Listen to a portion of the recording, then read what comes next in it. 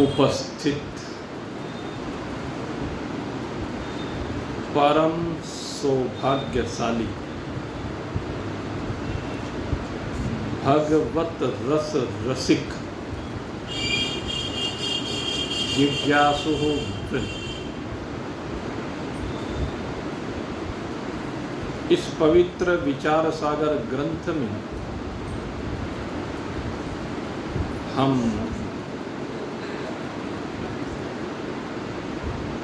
जो चर्चा इस द्वितीय तरंग में कर रहे हैं, यहाँ पर एक पूर्व पक्षी के द्वारा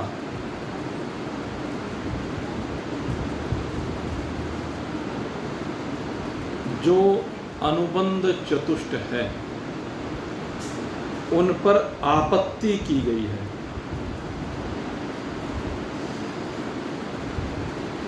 सबसे पहले जो अधिकारित्व का वर्णन आया, उस अधिकारित्व को लेकर के जो आपत्ति की गई, उनका निराकरण स्वामी निश्चलदास जी ने किया। अब पूर्व पक्षी इस ग्रंथ के विषय को लेकर के आपत्ति कर रहा है। वो कहता है कि जीव ब्रह्म की एकता कहो विषय सो पूर्ण, क्लेश रहित विभु ब्रह्म एक, जीव क्लेश को मूल। कहते हैं कि ये जो आप कहते हो जीव और ब्रह्म की एकता, कहते हैं ये बन ही नहीं सकती है। उसका कारण उसने सबसे पहले दिया कि जीव पंच क्लेश से संयुक्त है, जबकि ब्रह्म में कोई क्लेश नहीं है, क्लेश रहित है ब्रह्म, जीव ही क्लेश संयुक्त है। जो योग दर्शन में पंच क्लेश कहे गए हैं, अविद्या, अस्मिता, राग, द्वेष और अभिनिवेश, ये जीवन के पंच क्लेश कहे गए हैं।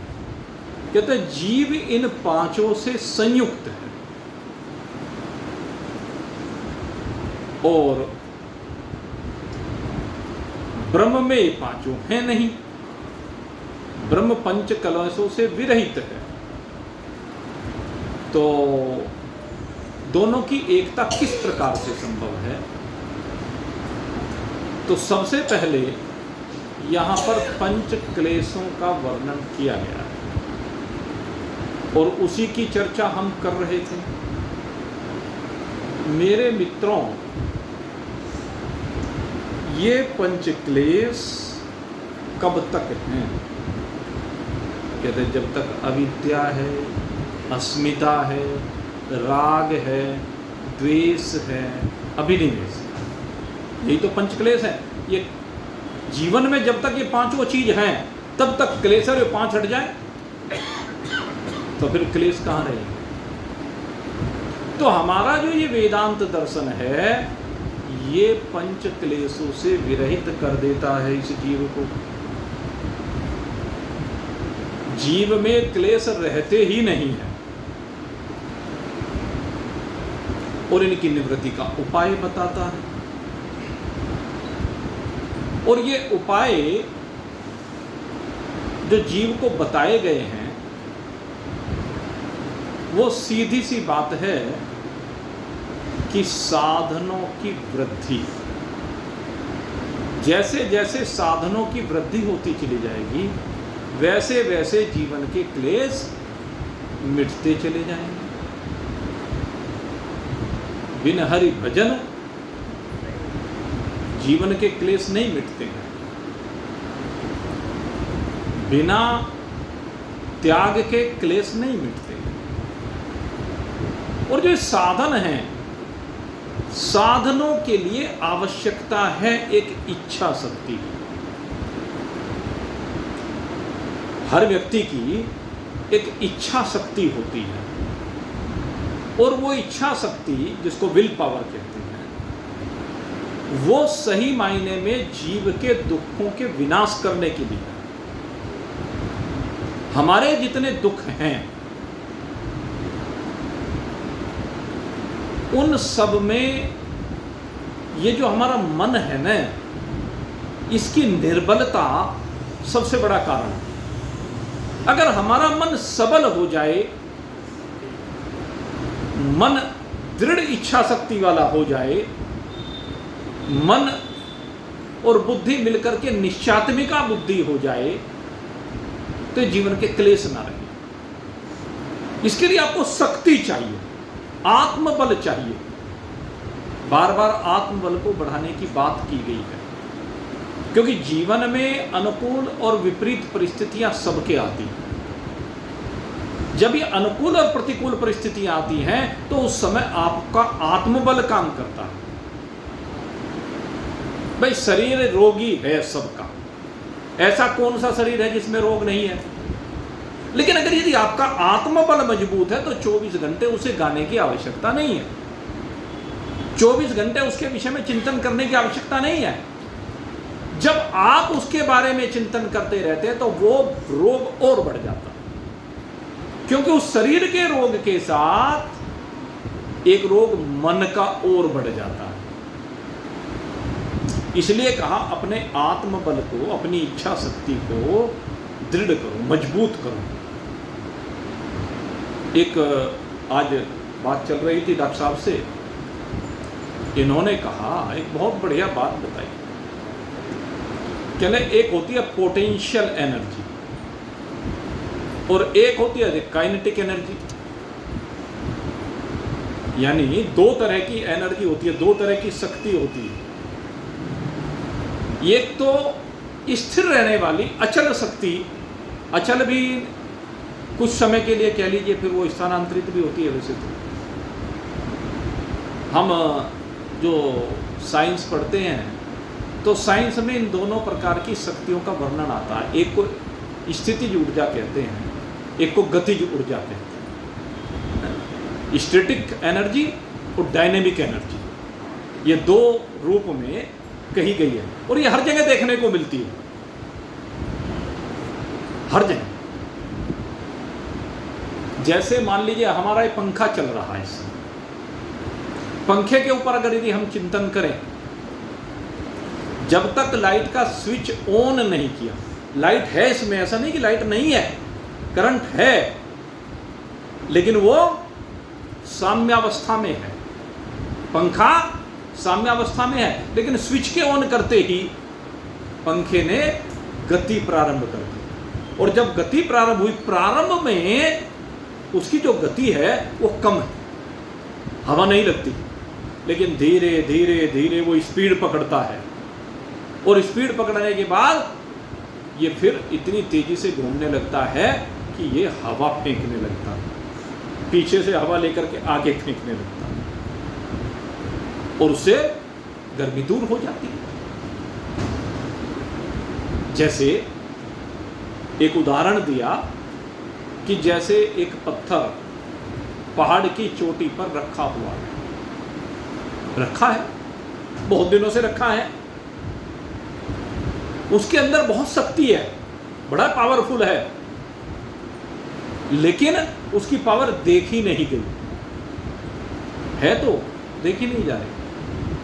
उसकी जो एनर्जी है, उसकी जो पावर है, उसमें जो शक्ति है, उसे एक्टिवेट करने की जरूरत है।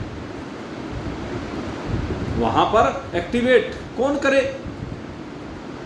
कह रहे कोई योद्धा पहुंचा ऊपर और किसी योद्धा ने जाकर के उस पत्थर को धक्का दिया और धक्का देते ही वो पत्थर लुढ़कना शुरू हो गया और लुढ़कते लुढ़कते लुढ़कते कितनी शक्ति आ गई उसमें। जब तक वो वहां पर विराजमान था, उसके ऊपर कोई जाकर के बैठ जाए कुछ फर्क नहीं पड़ता था, लेकिन अब उसके अंदर इतनी शक्ति आ गई, अगर उसके कोई रास्ते में आ जाएगा तो तहस नहस कर देगा, दबा के वहीं मार डालेगा। शक्ति आ गई, वो शक्ति गतिमान हो गई। ठीक इसी प्रकार से अध्यात्म कहता है शक्ति आपके सबके अंदर है। कोई ऐसा शरीर नहीं है जिसके अंदर शक्ति नहीं है। शक्तिहीन कोई नहीं है। कोई शक्तिहीन हो तो बताओ। लेकिन क्या है, शक्ति होते हुए भी हम उस शक्ति का प्रयोग नहीं कर रहे। आवश्यकता है शक्ति का प्रयोग करने की। आवश्यकता है जो परमात्मा ने शक्ति हमें प्रदान की आत्म रूप से, उस शक्ति को प्रयोग करें। और उस शक्ति को, एक आपके पास शक्ति है, एक काम और हो सकता है, उस शक्ति के साथ किसी दूसरे की शक्ति और जुड़ जाए। जैसे एक व्यक्ति किसी के साथ युद्ध कर रहा है, लेकिन उसे साथ में किसी और साथी का सहयोग मिल जाए, 1 से 2 हो जाएंगे। दोनों मिलकर के 2 मिले, 3 मिले, 10 मिले, 100 मिले, 1000 मिले, लाख मिले। जब सेनाएं आक्रमण करती हैं तो कितने मिल जाते, तो उनका आत्मबल बढ़ जाता है। अरे अब तो हम इतने हो गए, अब इनको छोड़ेंगे क्या, शत्रु की सेना को अब हम नहीं छोड़ेंगे, अब हमारे अंदर इतनी शक्ति होगी पावरफुल, तो दूसरे की शक्ति मिल जाती है। अध्यात्म में भी यही होता है, संसार में भी यही होता है, अध्यात्म में भी यही होता है। हमारे पास आत्मबल है, लेकिन उस आत्मबल का प्रयोग करना हम नहीं जानते हैं। पहली तो बात, उस आत्मबल को जानते नहीं हैं, दूसरी बात उसका प्रयोग करना नहीं जानते हैं। लेकिन जब किसी महान पुरुष के चरणों में शीश नवाया जाता है, महान पुरुष की शक्ति जागृत है, महान पुरुष की शक्ति वो जागृत है, उसे अनुभव हो गया कि मेरे पास इतनी शक्ति है। लेकिन जो आम व्यक्ति है उसकी शक्ति अभी जागृत नहीं हुई, वो सुसुप्त अवस्था में पड़ी है, पत्थर की तरह, शांत पत्थर की तरह पड़ी हुई है। अब उसको सुसुप्ति से जागृत में लाना है, और महान पुरुष यही काम करते हैं, इस जीव को सुसुप्ति से उठाते हैं। और कब तक सोता रहेगा, कब तक जीवन को जो ही बर्बाद करता रहेगा? वो चाहे वैराग्य के द्वारा उत्साहवर्धन करे, वो चाहे ज्ञान के द्वारा उसके स्वरूप को समझाए, है तो शक्ति को जागृत करना है। बार बार महान पुरुष कहते हैं, उठ जागे मुसाफिर भोर भई, अब रैन कहाँ जो सोवत है। उठ जाग मुसाफिर अब रैन कहाँ, सीधे कह दिया।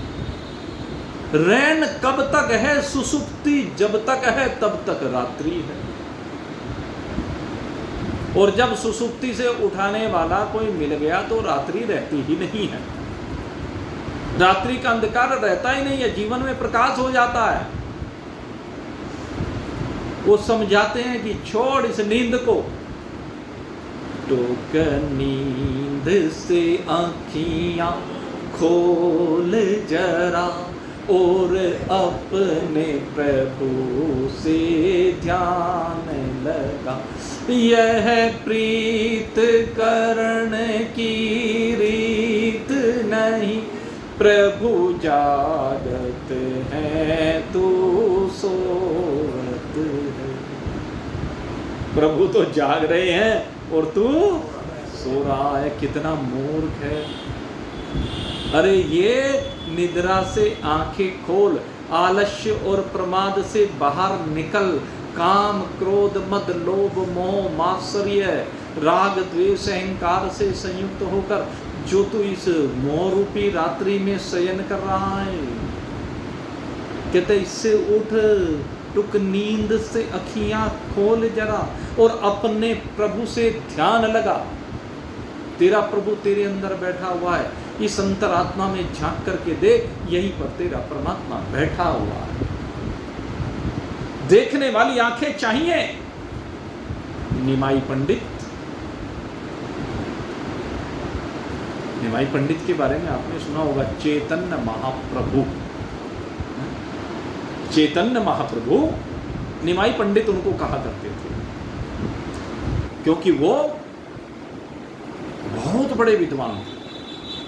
अल्प आयु में ही, ये कह लीजिए किशोरावस्था में भी, अभी जवानी की दहलीज पर कदम ही रखा है। बहुत बड़े शास्त्रज्ञ हैं, बहुत बड़े विद्वान हैं, और वो निमाई पंडित बड़े बड़े विद्वानों को पढ़ाते हैं, शास्त्रार्थ करते हैं उनके साथ, पाठशाला चलाते हैं। उन्होंने एक पाठशाला खोल रखी थी, उसमें पढ़ाया करते थे। जवानी की दहलीज पर कदम रखा ही था, और पढ़ाते पढ़ाते न्याय दर्शन पढ़ाते, बड़े तर्कशास्त्री थे। ये जो शास्त्रार्थ करने वाले होते हैं ना, ये तर्कशास्त्री भी कहे जाते हैं। जैसे भगवान शंकराचार्य जी ने उस पंडित जी को देखा ना 85 साल की अवस्था वाले को, और वो व्याकरण के सूत्र रटने में लगा हुआ था, तो उसे देखकर कहा, रे मूर्ख, अब 85 साल की उम्र में व्याकरण के सूत्र रट रहा, अब तेरी उम्र रही क्या, अब तू शास्त्रार्थ करेगा 85 साल की उम्र में? तेरी इंद्रियां अब शिथिल हो चुकी हैं, आंखों में देखने की शक्ति नहीं, कानों में सुनने की शक्ति नहीं, शरीर में चलने की शक्ति नहीं, अब किसके साथ शास्त्रार्थ करना चाहता है? कहते हैं तो रटना बंद कर। संप्राप्ते सननिहिते काले नहीं नहीं रक्षति डुकरी न करणी। ये व्याकरण के सूत्र रटने से गति नहीं होगी। लेकिन ये निमाई पंडित तो व्याकरण में ऐसा पारंगत है, न्याय दर्शन में ऐसा पारंगत है, वैशेषिक पारंगत है, खूब शास्त्रार्थ करता है, खूब पंडितों के साथ बैठ करके। पहले शास्त्रार्थ हुआ करते थे राजाओं के दरबार में, और शास्त्रार्थ होने के बाद निर्णय किए जाते थे। लेकिन उस शास्त्रार्थ में कहीं अहंकार का भाव भी छिपा होता था। मैं बड़ा विद्वान, ये छोटा विद्वान, एक लेबल लगता था, एक पटका पहना दिया जाता था राजा की ओर से, ये विजयी। तो निमाई पंडित बहुत विद्वान थे, और ये जो निमाई पंडित विद्वान थे, एक बार की बात है, ये निमाई पंडित कोई संगी साथी भगवान जगन्नाथ के दर्शन करने के लिए पुरी की ओर जा रहे थे। अब होते होते पता नहीं इसके भी क्या जी में आया, ये मानता तो था नहीं, लेकिन ये भी चल दिया साथ। अब निमाई पंडित पहुंच गया जगन्नाथ जी के दरबार में, और जगन्नाथ जी के दरबार में पहुंचकर भगवान जगन्नाथ के दर्शन कर रहा, देख रहा है।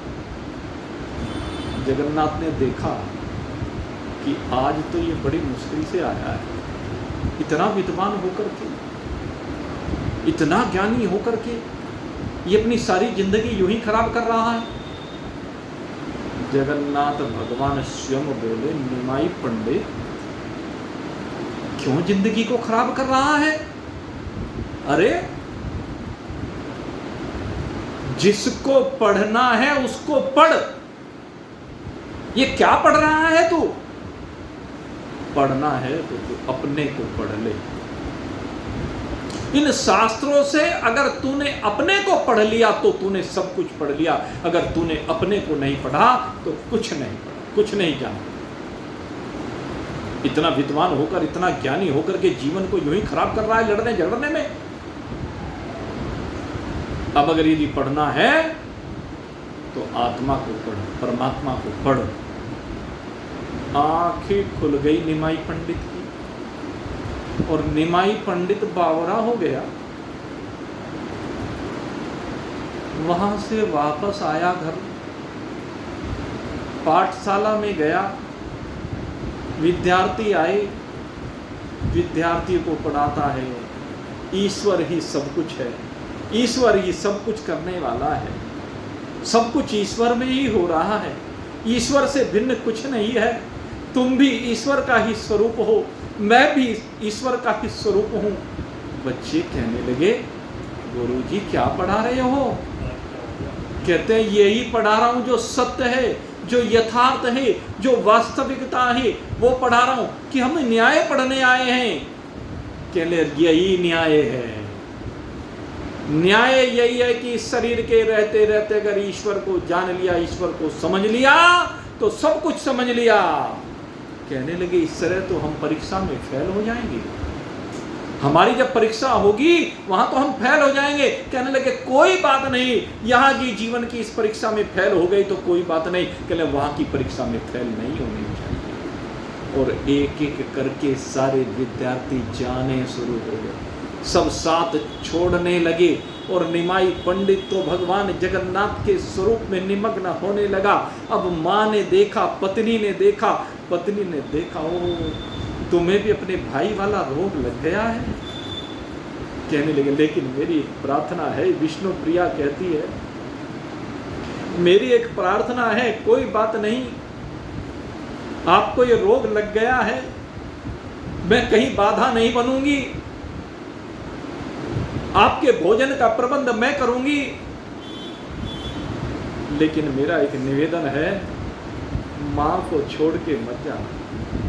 कहने लगे तुम्हारा भाई पहले छोड़ के चला गया, कहाँ चला गया कुछ पता नहीं, उसको भी यही रोग लगा था, तुम्हारी माँ जीते जी मर जाएगी। और अगर यदि तुम कहोगे आज्ञा होगे तो दूर से दर्शन कर लिया करूंगी, मैं तुम्हारे निकट नहीं आऊंगी। तुम प्रभु से अपनी लोह लगाओ, प्रभु के प्रेम में डूबे रहो, लेकिन माँ को छोड़कर मत जाना। और होते होते माँ ने भी देखा, ओहो ये तो भगवान के भजन में निमग्न हो गया, ये तो हर समय हरि बोल हरि बोल, हरि में निमग्न हो गया, हरि के अतिरिक्त से और कुछ भी दिखाई नहीं देता, इसे तो केवल हरि हरि। कहने लगे बेटा कोई बात नहीं, लगा अपनी लो, तुम मेरी चिंता मत कर। अरे मैंने जब तुम दोनों को पाल दिया वो भी छोड़ के चला गया, मुझे तेरी भी कोई चिंता नहीं, तू मुझसे है मैं तुझसे नहीं हूं, इसलिए चिंता मत कर। हौसला बढ़ा रही है, घबरा मत। और निमाई पंडित आंखों में आंसू लिए माँ की गोद में लेटा रहा, आंखों से झरझर गंगा जमुना प्रकट होती रही। माँ हाथ फिराती रही शीश पर और वो बस प्रभु के ध्यान में निमग्न रहने लगा। माँ पता नहीं कैसे कैसे करके रोटी का प्रबंध करती है। और होते होते एक दिन माँ की भी विदाई जगत से हो जाती है। और जैसे माँ की विदाई होती है, ये घर से इसकी भी विदाई हो जाती है। चल देता है ये निमाई पंडित, बस अब तो केवल हरि हरि भगवान जगन्नाथ की शरण में रहता है। भगवान जगन्नाथ की शरण में पहुंच जाता है, समुद्र के किनारे पहुंच जाता है, समुद्र की लहरों के साथ एक रूपता का आनंद लेता है। ये समुद्र भी मैं ही हूँ, इसका जल भी मैं ही हूँ, इसकी लहरें भी मैं ही हूँ। आगे बढ़ता जाता है और समुद्र में आगे बढ़ते बढ़ते लहरें अपने साथ एक रूप करने लगती है। और धीरे धीरे समुद्र ने देखा, अरे ये तो मेरे साथ एक रूप हो गया है, और लहरों ने बाहर पटक दिया। निमाई पंडित बेसुध पड़े रहे। कुछ समय के बाद जागे, साथियों ने जगाया, चल दिए भगवान जगन्नाथ के दर्शन के लिए। और भगवान जगन्नाथ के मंदिर में पहुंचे। आज देखा भगवान जगन्नाथ ने भुजाएं फैला दी। आधी भुजाओं वाले भगवान जगन्नाथ दिखाई देते हैं, लेकिन आज भुजाएं भगवान की वो तो चूंकि सहस्त्र शीर्षः पुरुष सहस्त्राक्ष सहस्त्रपाद, हजारों भुजाएं हैं जिसकी, लाखों करोड़ों भुजाएं हैं जिसकी, आज उस जगन्नाथ ने भुजाएं अपनी आगे बढ़ाई हैं। मंदिर के कपाट बंद करने का समय हो गया है, आरती हो गई है। और आरती करते करते वो आर्त भाव इनके अंदर आया है। अब अंदर की ओर बढ़ने लगे। पंडित रोकने लगे, रे कहाँ जा रहा है, कहाँ जा रहा है?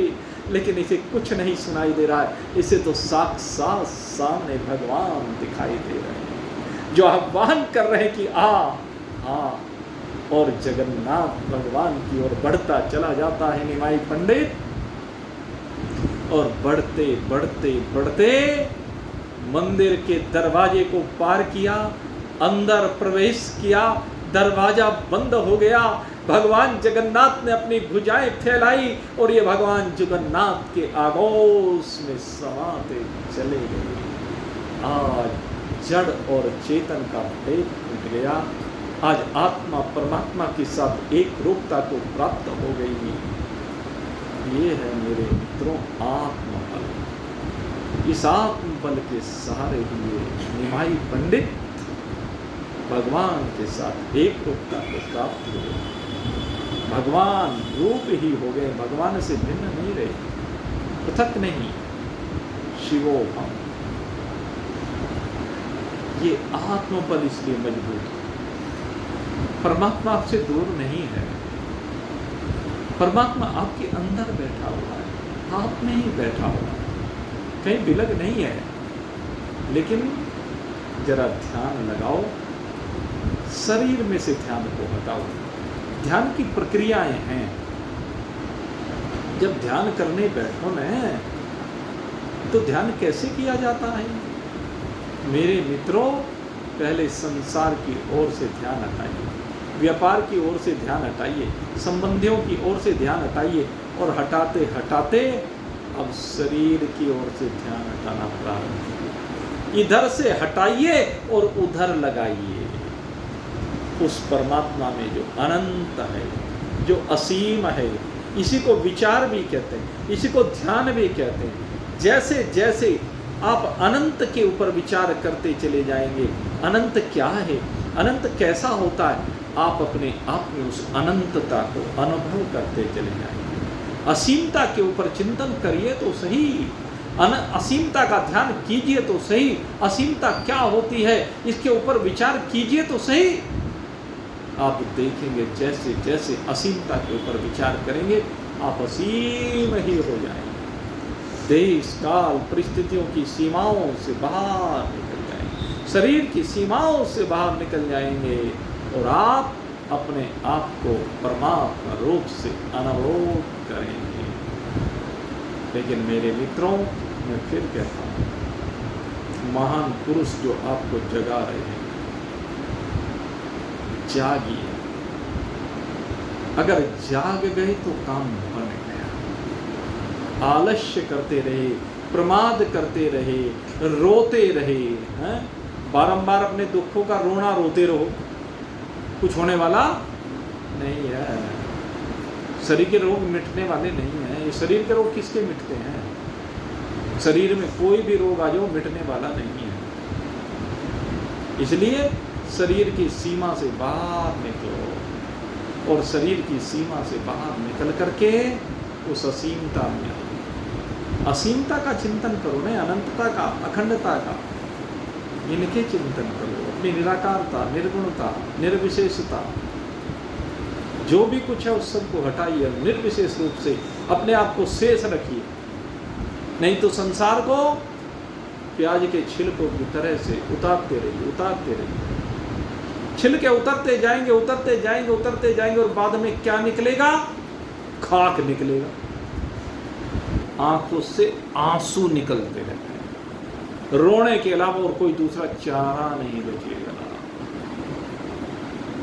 तो यहां से रोते रोते नहीं जाना है, हंसते हुए जीवन को जियो। इस अपने जीवन को हंसते हंसते जियो, रोते रोते मत जियो। रोने के लिए थोड़े ना आए हैं, मनुष्य शरीर रोने के लिए थोड़े ना मिला है कि बार बार रोते रहे यार दुखड़े को लेकर के। रोइए मत, हंसिए, मुस्कुराइए, जैसी भी परिस्थिति है उस परिस्थिति का सामना कीजिए। यह है आत्मा। और बारंबार असीमता में अनंतता, जब आप असीमता का चिंतन करेंगे तो दुख कहाँ रहेगा? शरीर जब रहेगा ही नहीं। शरीर जब आप चिंतन करते हैं, शरीर जब तक रहता तभी तक दुख रहता। जब शरीर भाव से बाहर निकल के काहे का दुख है? किसी को कैंसर का रोग भी हो रहा हो, उसका कितनी असह्य पीड़ा हो रही हो, जहर है वो, है? लेकिन उसकी पीड़ा भी आपको अनुभूत नहीं होगी जैसे ही आप अपनी असीमता में जाते हैं। डॉक्टर क्या करता है?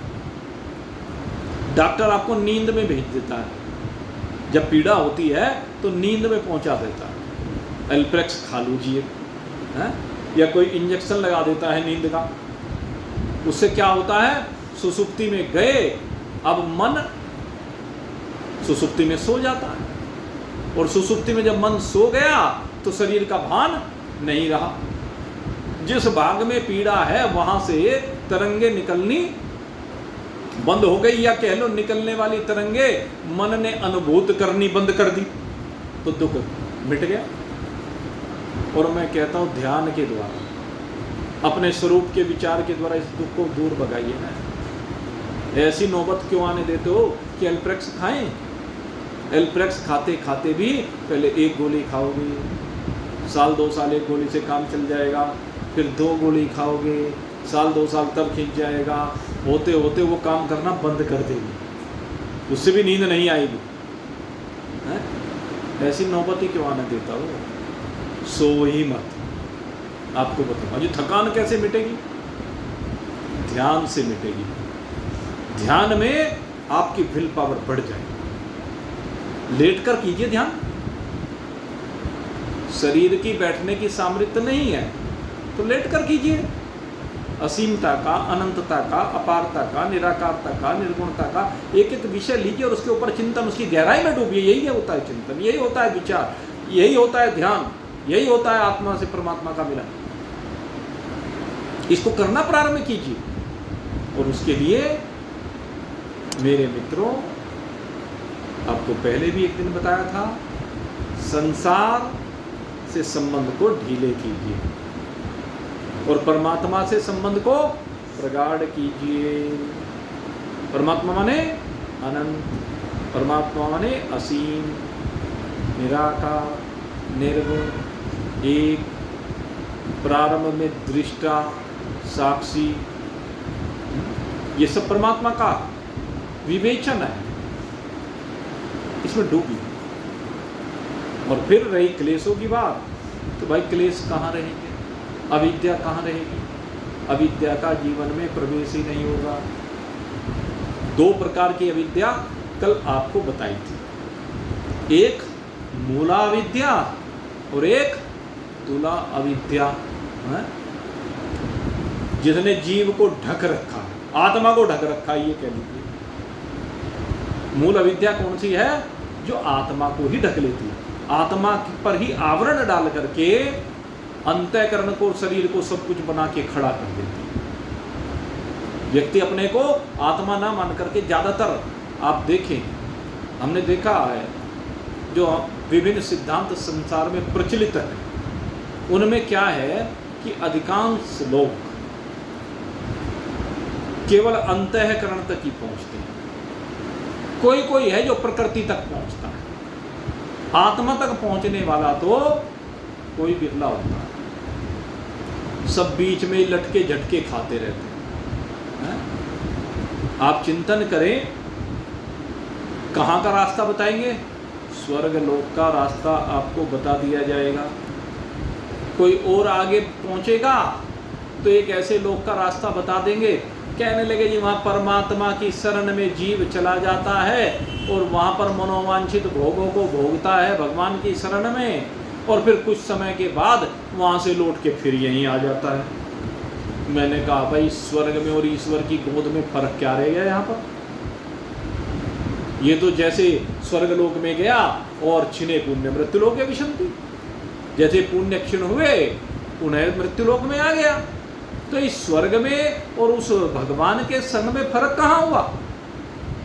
और रही बात भाई भगवान के वैकुंठ लोक में जाने की, वहां से जाकर के जीव आता नहीं है। यद गत्वा न निवर्तन्ते तद धाम परमं मम है, लेकिन वहां भी मुक्त नहीं। मुक्त कब होगा? ऋते ज्ञानान मुक्ति, जब तक भगवान गुरु बन करके वहां पर उपदेश नहीं दे देते तब तक मुक्त नहीं होता। वो यहाँ विधेय मुक्त ना होकर के वहां विधेय मुक्त हो जाता है। मुक्ति तो इसका नाम है, इसका नाम मुक्ति नहीं हो सकता कि कुछ समय के लिए किसी लोक विशेष में चला जाए, भगवान की शरण में जाए। अच्छा, एक जो है वे लोग क्या कहते हैं कि भगवान जो है वो निराकार भगवान की शरण में चला जाता। जो निराकार है उसकी शरण में जाने का तरीका क्या है भाई? निराकार ब्रह्म की शरण में कोई कैसे जाएगा? निराकार की शरण में कैसे जाएगा? उसके साथ भोगों को कैसे भोगेगा? अब चिंतन करके देखें तो अधूरे सिद्धांत लेकर के फिरते हैं, मन माने मनगढ़ंत सिद्धांत, और अपने से बड़ा विद्वान किसी को समझते नहीं मिले। अरे जो शास्त्र हमारे हैं इन्होंने पूरा ज्ञान परोसा है, अधूरे ज्ञान के चक्कर में मत पड़ो। इन लोकांतरों की सीमा से बाहर निकलो। वहां तो द्वैत रह गया। द्वैत में मुक्ति कैसे हो सकती है? द्वैत में भय कैसे निवृत्त हो सकता है? मुक्ति का मतलब है कारण सहित समस्त दुखों से मुक्ति। कोई क्लेश ना रहे, कोई चाहत ना रहे। अविद्या, अस्मिता, राग, द्वेष, अभिनिवेश, ये पांचों क्लेश से मुक्ति हो जाए। तो खैर हम चर्चा कर रहे थे यहां पर अविद्या। तो अविद्या दो प्रकार की कही, एक मूला विद्या, एक तुला विद्या। जो आत्मा को ढक ले, शुद्ध चैतन्य को ही ढक ले, वो मूल विद्या। और जो जड़ जगत को घटपट आदि जो इनको ढाके, वो तुला विद्या। ये मूल अविद्या कार्य और कारण भेद से दो प्रकार की है। एक कारण रूपा है, एक कार्य रूपा है। और ये कार्य रूपा विद्या भी चार प्रकार की कही गई है। ये कार्य विद्या में चार प्रकार की कैसी है? कहते हैं ये जो अनात्मा देह है, देह कैसा है? अनात्मा है। हमने देह को ही आत्मा मान लिया। देह है तो जड़, हमने इसे चेतन मान लिया। देह है तो दुख रूप, हमने इसे सुख रूप मान लिया। देह है तो विकारी, हमने निर्विकारी मान लिया। हाँ?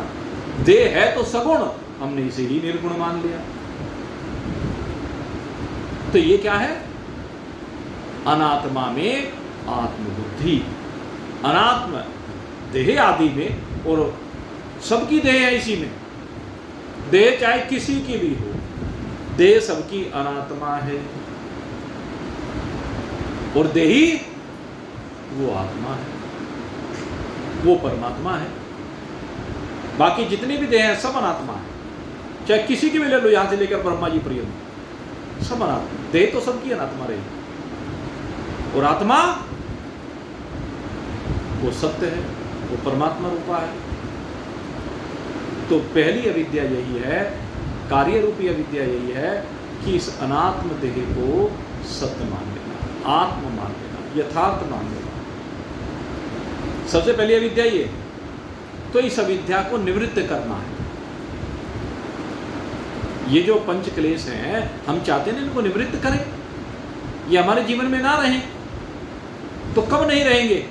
जब ये अविद्या निवृत्त हो जाएगी, जब ये हमारा भाव निवृत्त हो जाएगी मैं ये अनात्म देह नहीं हूं। और उसके लिए क्या करें? इस देह को देखें, 60 विकारों वाली है। देह में 6 विकार हैं। सबसे पहले जन्म होना, पहला विकार। दूसरे इसकी स्थिति का दिखाई देना। तीसरी इसकी वृद्धि का दिखाई देना। होता है ना? फिर वृद्धि होते होते फिर ये धीरे धीरे इसकी शक्तिहीनता घटती की ओर जाना है, घटना, जर्जर हो जाना, और फिर विनिष्ट हो जाना। ये सब किस देह में होते हैं ना विकार, जन्म से लेकर के बुढ़ापे तक। और आखिर में एक दिन ये आएगा जयनाम जी, शरीर के जन्म लेने से पहले भी किसी को दिखाई नहीं देती थी, और मरण के बाद भी किसी को दिखाई नहीं देती। 6 विकारों वाली है। 6 विकार समझ में आ गया। शरीर 60 विकारों वाला है, रोज परिवर्तनशील है। तो ये सत्य कैसे हो सकता है? जो विकार वाला है वो सत्य कैसे हो सकता है? सोचें। जो निर्विकार है वही सत्य हो सकता है। जो विकारी है वह सत्य नहीं हो सकता। तो देह सत्य नहीं है, देह असत्य है, देह आत्मा नहीं है, अनात्मा है, देह चैतन्य नहीं है, जड़ है। इस देह को एक्टिवेट किया गया है सूक्ष्म देह और कारण देह के द्वारा, और कारण देह में पड़ने वाले परमात्मा के प्रतिबिंब के द्वारा, चिदाभास के द्वारा। परमात्मा की शक्ति तो सर्वत्र है सदा, इस देह में भी है, उन देहों में भी है, लेकिन एक्टिवेट करने वाली इस देह को, स्थूल देह को, पहले अंतःकरण है, प्राण ही, ज्ञानेन्द्रिय कर्मेंद्रिय हैं, और इनका भी जो कारण है वो तीनों गुण है, प्रकृति है, जिसको हम कहते हैं सात्विक, रजोगुणी, तमोगुणी, ये तीन प्रकार की प्रकृति, इनसे एक्टिवेट होता है शरीर। लेकिन ये सब अनात्म है। इन गुणों में पड़ने वाला परमात्मा का प्रतिबिंब वो भी अनात्मी ही, वास्तव में वो भी अनात्मी और छाया ही तो है। दर्पण में दिखने वाला आपको अपना प्रतिबिंब, वो आत्मा होता है कि अनात्मा होता है? अनात्मा है, वो तो झूठा है, कहीं है होता थोड़ा ही ना है। सिनेमा के पर्दे पर इतने आदमी दिखाई देते हैं, इतनी सेना दिखाई देती है, जरा हाथ लगा करके देखो कहीं कोई पकड़ में आता है क्या? आया कभी पकड़ में किसी के? अपने टेलीविजन के पर्दे पे देख लो, समाचार देखते होंगे, कथाएं सुनते होंगे, फिल्में देखते होंगे, सीरियल देखते होंगे, या जो भी कुछ देखते हो, एक आध बार जरा उस समाचार वाले को पकड़ के देखो, एक आध किसी खिलाड़ी को पकड़ के देखो, एक आध बार किसी जो सा वहाँ बैठा हुआ सत्संग कर रहा है उस महात्मा को पकड़ के देखो, पकड़ में आते हैं क्या? कोई भी पकड़ में आने वाला नहीं है, क्योंकि वो वहाँ जो दिख रहा है वो वहाँ है नहीं, है कहीं और, समझ कहीं और लिया। तो आत्मा, हमने इस शरीर को समझ लिया, लेकिन शरीर आत्मा नहीं है। तो पहली अविद्या ये है, इस अविद्या को हमें निवृत्त करना है। क्लेश का कारण, अविद्या रूपी क्लेश का पहला कारण ये, अनात्मा में आत्मबुद्धि।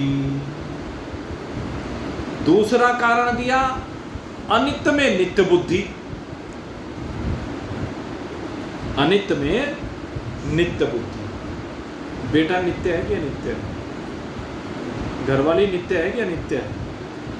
घरवाला नित्य है कि अनित्य है? जो धन दौलत तिजोरियों में भर रखी है, बैंकों में भर रखी है, नित्य है कि अनित्य है? जो ब्याज पे दे रखी है वो नित्य है कि अनित्य है? सोचो, ये मकान नित्य है कि अनित्य है? फैक्ट्री नित्य है कि अनित्य है? जो भी काम है, ये वस्त्र नित्य है कि अनित्य है? जो जेवर है वो नित्य है कि अनित्य है? सभी के विषय में है ये बात। इन चीजों के ऊपर चिंतन करना है और आप पाएंगे कि ये सब चीज अनित्य है। ये सब चीज अनित्य किसे कहते हैं? जो देश की सीमा में बंधा हो, जो काल की सीमा में बंधा हो, जो परिस्थितियों की सीमा में बंधा हुआ हो। आपकी फैक्ट्री देश की सीमा में बंधी है कि नहीं? फलानी जगह पर है। आपकी दुकान, आपका मकान सीमा में बंधा हुआ है कि नहीं? फलानी जगह पे, हनुमान टिल्ले पे है भाई, नाला रोड पे है भाई, आर्यपुरी में है भाई, हरि कृपा कुटीर है भाई, है? तो ये क्या है? फलानी जगह पे है, ये ठिकाना है। लेकिन ये क्या है? अनित्य है, यानी यहाँ तो है वहाँ नहीं है। ये हरि कृपा कुटीर यहाँ गांधीगंज में तो है, हनुमान टिल्ले में भी है क्या? नाला रोड पे भी है क्या? आर्यपुरी में भी है क्या? मुजफ्फरनगर में भी है क्या? यूपी में अन्यत्र है क्या? देश में अन्यत्र है क्या? विदेश में अन्यत्र है क्या? हवा में है क्या? सूर्य पे है क्या? स्वर्ग में है क्या? चिंतन करें तो अनित्य सीधे सीधे सिद्ध हो रहा है। चिंतन को जितने आगे तक वाइड करते चले जाए, ये देश से सीमित है। दूसरी बात कि काल से सीमित है। काल से सीमित कैसे? कि भूतकाल में थी कि नहीं थी। जो भी चीजें आपको दिखाई देती हैं, अजी बड़ी मेहनत करके फैक्ट्री खड़ी की है, बड़ी मेहनत करके दुकान का ये हाल बनाया है। पहले तो नहीं थी इसका मतलब, फैक्ट्री जो खड़ी की है उससे पहले जमीन पड़ी हुई थी, वो तो नहीं थी, तो नित्य हुई क्या नित्य? दूसरे कब तक रहेगी? अजी हमारे बाद हमारी पीढ़ियों पर कितनी पीढ़ी चल सकती है, सोच के देखें। जितनी फैक्ट्रियां आज चल रही हैं 100 साल चल जाएगी, 200 साल चल जाएगी, 500 साल चल जाएगी, इससे ज़्यादा नहीं चल सकती, क्योंकि रोज टेक्नोलॉजी बदलती है और आज से नहीं पहले से बदलती है। वे विनिष्ट होकर के दूसरी टेक्नोलॉजी आ जाती है, दूसरी की लगनी शुरू हो जाती है। सोचिए देखो, तो चलती रहेगी नहीं चलती रहेगी, अनित्य। भूतकाल में नहीं थी, भविष्यत काल में नहीं है, केवल वर्तमान में प्रतीत हो रही है, इसलिए अनित्य है। आपके वस्त्र कितने समय के लिए हैं? जोन से वस्त्र रोज पहनते हो वो भी 24 घंटे नहीं पहने जाते। अब घर जाओगे सब उतार के रख दोगे रिलैक्स मोड में। पहनोगे कहीं पैंट शर्ट, ये कुर्ते पजामे, इनको पहन के सोते हैं क्या साड़ियाँ? सोचे ऐसे कपड़े पहनेंगे भाई, रात को सोने के कपड़े अलग हैं, उन्हें पहन के, तो ये भी अनित्य है। देश की, काल की, परिस्थितियों की सीमाओं में जो भी कुछ बंधा हुआ है वो सब अनित्य। ये दूसरी अविद्या है, कार्य अविद्या है। ये भी कार्य अविद्या है, ये दूसरी अविद्या। और तीसरा अविद्या का स्वरूप दुख रूप। अब सुख और दुख, अब किसे हम सुख रूप समझ रहे हैं? सबसे पहला सुख तो हम वही मानते हैं कि भाई धन को हम सुख रूप मानते हैं। क्या तो जो अनित्य धन है उसमें सुख बुद्धि,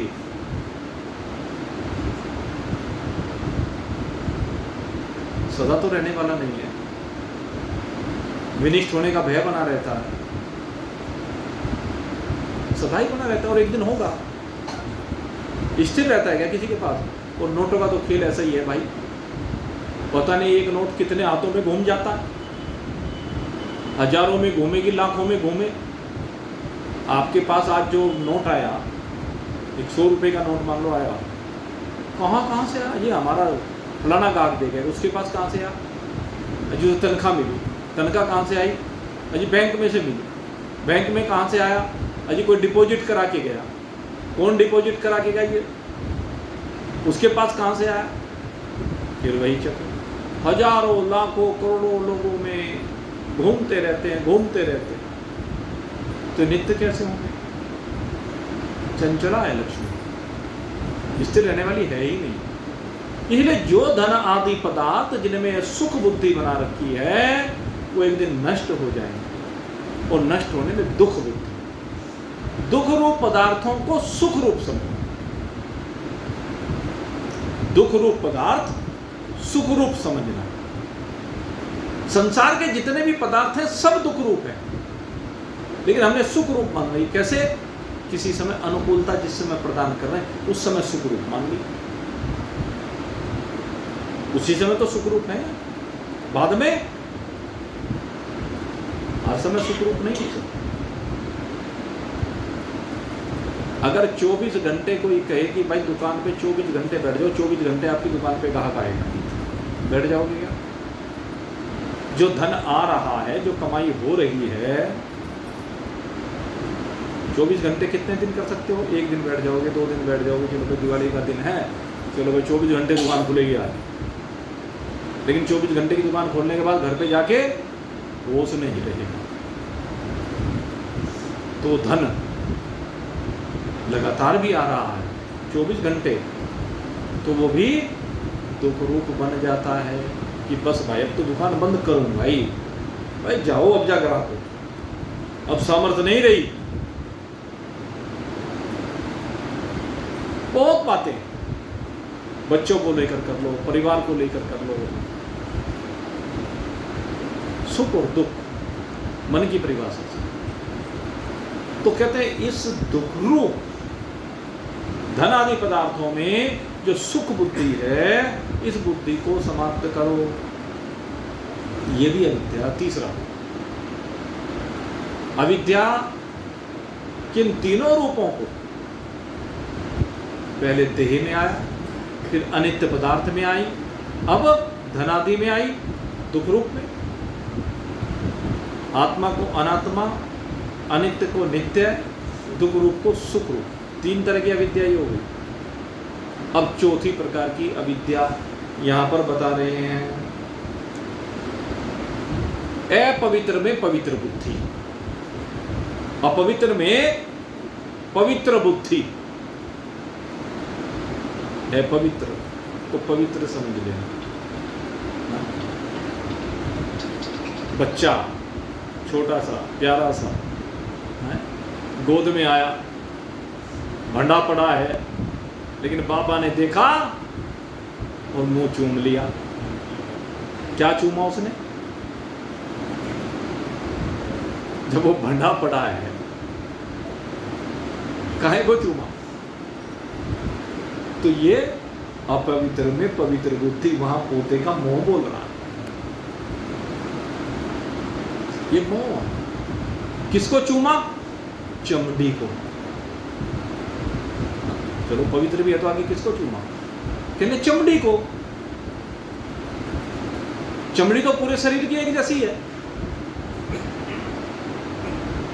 किसी की चमड़ी पे हाथ लग जाए तो आकर के हाथ धोते हैं, और कोरोना ने खूब सिखा दिया। चमड़ी पवित्र है कि अपवित्र है? सोचिए। जब तुम्हारे ग्राहक की चमड़ी है पवित्र है, जब तुम्हारे मिलने वालों की चमड़ी है पवित्र है, तो इन बाल बच्चों की पवित्र कहां से हो गई? पति पत्नी बाल बच्चे भाई बंधु कुटुंब कबीला, इनकी पवित्र हो गई क्या? तो कहते हैं अपवित्र में पवित्र बुद्धि, ये अविद्या है। तो चार रूप यहां पर इस मूला अविद्या की जो आगे ब्रांचेज हुई कार्य अविद्या के रूप में, उनमें चार चीज हुई। अनात्मा में आत्म बुद्धि करना, अनित्य में नित्य बुद्धि करना, दुख रूप में सुख बुद्धि करना, और अपवित्र में पवित्र बुद्धि करना। ये शरीर अपवित्र है, आत्मा पवित्र है, यही तो ध्यान करना। तो अपनी बुद्धि को ठीक करना।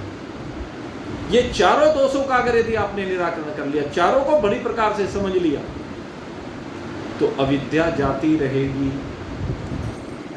और कहा कि अविद्या के जीते जाने से कर्म को जीत लिया जाता है। क्योंकि जब अविद्या जीत ली, अब अनित्य में बुद्धि नहीं रही, नित्य में रही, अनात्मा में रही नहीं, आत्मा में रही, दुख रूप में रही नहीं, आनंद में रही, अपवित्र में रही नहीं, परमात्मा में रही, पवित्र निर्मल। अब जब वो बुद्धि हो गई तो फिर अविद्या निवृत्त हो गई, पहला क्लेश समाप्त हो गया। और एक क्लेश के समाप्त होने के बाद, अविद्या रूपी क्लेश के समाप्त होने के बाद कहते हैं अविद्या के जीते जाने से कर्म को जीत लिया जाता है, कामनाएं नहीं रहती हैं। और जब कामनाएं नहीं रहती, कर्म नहीं होता, तो कर्म से ही जन्म को जीत लिया जाता है। और जो अपने जन्म को जीत लेता है, उसका मरण भी जीता हुआ हो जाता है, मृत्यु पर विजय प्राप्त कर लेता है। तो इस प्रकार से अविद्या के जीतने से ये होता है। अब इसके बाद बात आती है अस्मिता की। अभी 4 क्लेश और रहे, 5 में से एक की चर्चा हो गई, 4 क्लेश बाकी रह गए। इन 4 क्लेशों की चर्चा अब कल करेंगे। आज तो अविद्या को निवृत्त करने के लिए आज जो आपको विचार दिए हैं उनको ग्रहण करके, क्योंकि हमारे पास तो भाई यही है जगाने का काम है, टेलीकास्ट यही करते हैं,